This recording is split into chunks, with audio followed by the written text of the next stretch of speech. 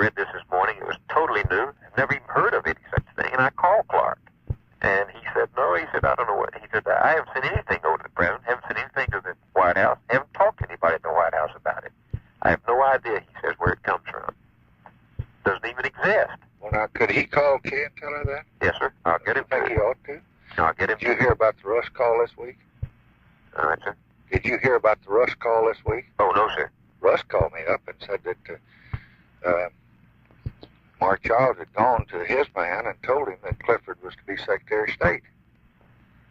And should he accept it? And he was considering accepting it. I never heard of it, so I told him I never had heard of it. It wasn't true. While he's gone, first call him me, and he got back. So I went to Clifford. Clifford had never heard of it, but Mark Childs was peddling it.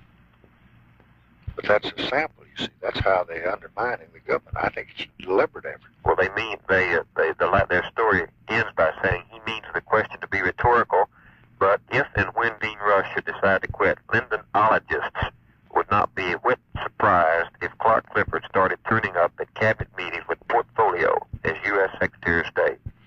But there's a good example of their attributing something to the White House which doesn't even exist, and about which Clark has not talked anything.